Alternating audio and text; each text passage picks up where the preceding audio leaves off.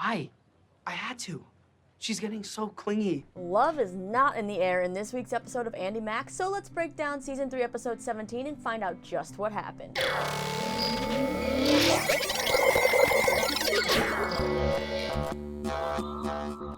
What's going on, you lovely people? Lisa here, and welcome back to another episode of What Happened right here on my channel, Shine On Media.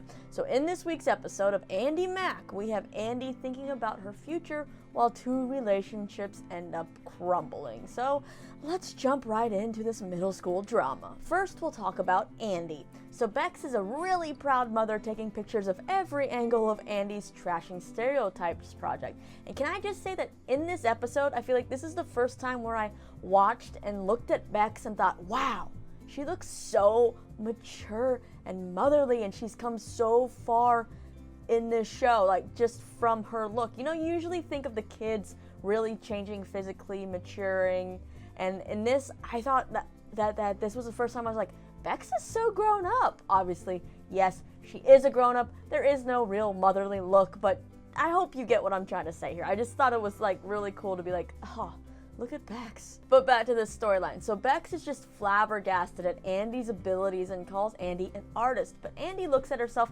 more as just a craft person. She doesn't really know where she learned to do something like this art installation.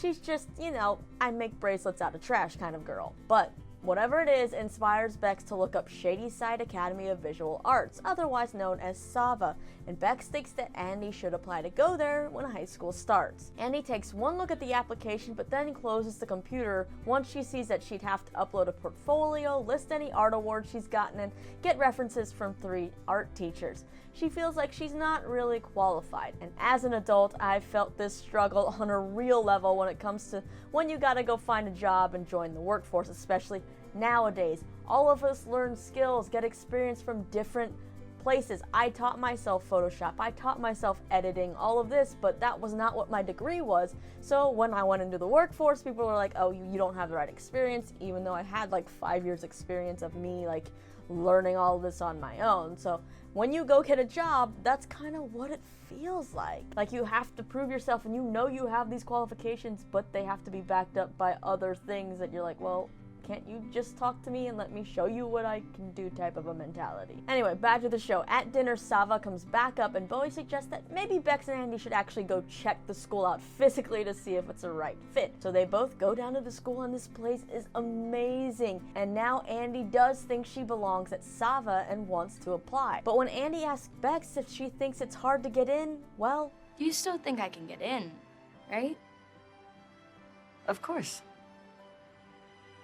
yeah, oh how the tables have turned, right? Andy wasn't excited at the start, but Bex was, and now Andy's super excited, and Bex is having doubts that Andy may get in after seeing everyone else's works. So, will Andy get in? We'll just have to wait, but you see, I'm still sticking to my theory that that's where Andy's going to end up going to high school, and it's kind of where the show's going to end as the kids part ways to mature in high school. Now for Jonah and Amber, and poor Cyrus, who is the one who gets stuck in the middle of the drama this time, not Andy. So Jonah has been ghosting Amber and she ends up showing up to the record store, and Jonah flies into his panic mode trying to list every excuse he can think of off the top of his head as to why he didn't answer or see her texts asking to hang out. He also comes up with like the worst excuse for why he can't hang out with her at the moment. He says Cyrus is giving him chess lessons and he's got to go. Now Amber does a good job of keeping her happy face and sort of positive attitude, at least for Jonah's sake, and is like, cool, text me tomorrow, but you can see she's really hurt as Jonah leaves the store. Then everything starts to unravel when Cyrus and Jonah are leaving the movie theater after seeing, I'm guessing, Lord of the Rings,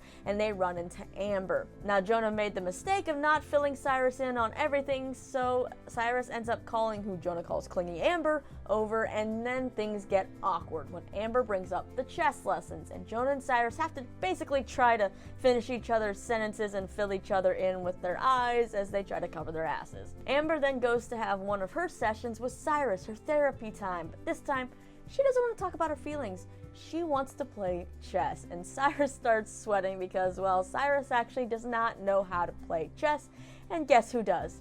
Amber. That's right, this whole time Amber saw through their BS, and it also is a good lesson in don't judge a book by its cover, because you know you were thinking Amber's not the first type of person you thought would know how to play chess.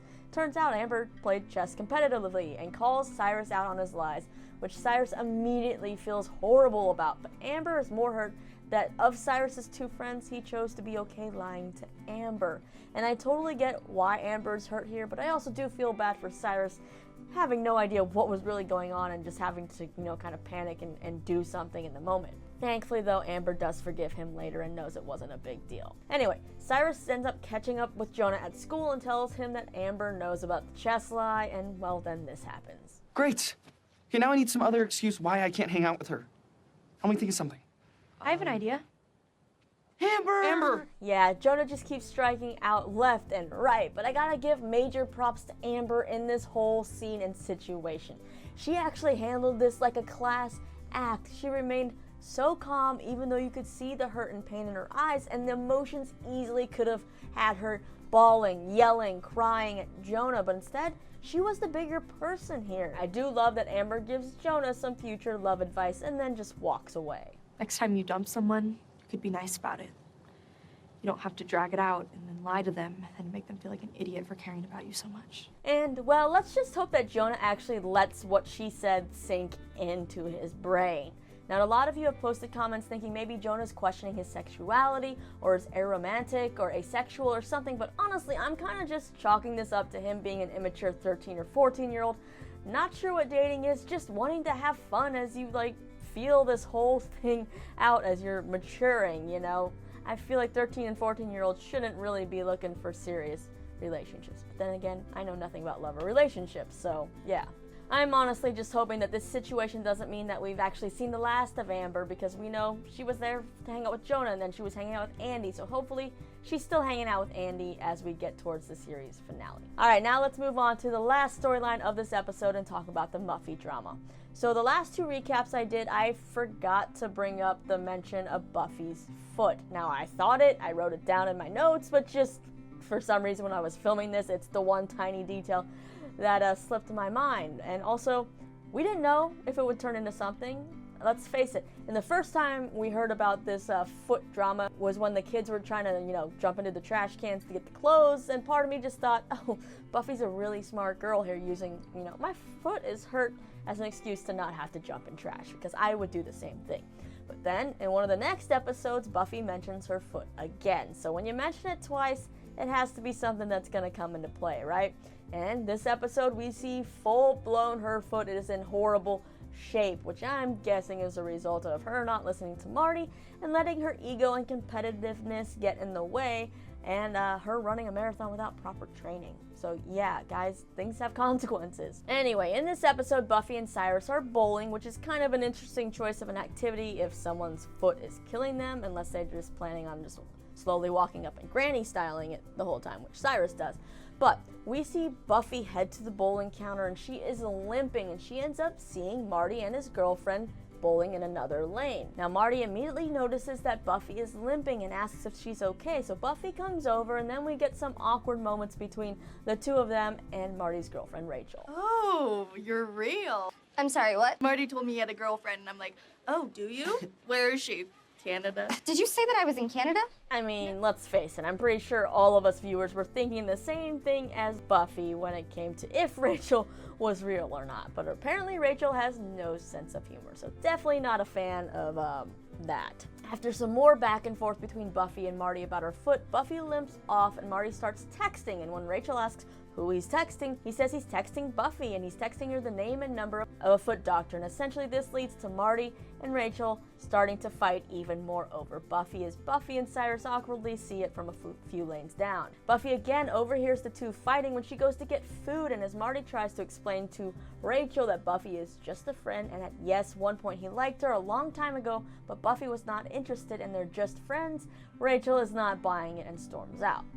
Then at school the next day, Buffy sits down and takes her shoe off because, well, her foot continues to just get worse and she hasn't called that doctor yet, and Marty comes to check on her, calling out for not calling the doctor and taking care of herself.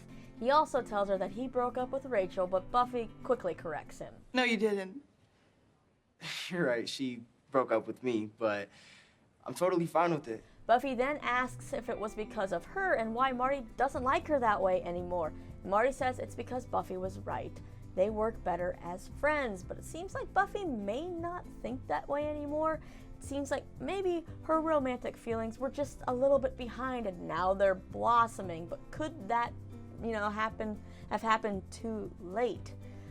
Or could these two just stay friends? Because I do really enjoy their friendship together, but also they make a really good pair, so I wouldn't be mad if they go the relationship route. Either way, Buffy says she'll call the foot doctor, and let's hope that she does. But honestly, this whole foot situation we have going on, it actually doesn't make it too surprising what's coming up next for Buffy in the promo. What is that? A stress fracture. Which means the chances of winning our last game have majorly narrowed to 0. What is it? It's my way of helping out from the bench. Shoot! Yeah, what we're getting here is your kind of typical sports movie, TV trope here. Buffy ends up having a stress fracture.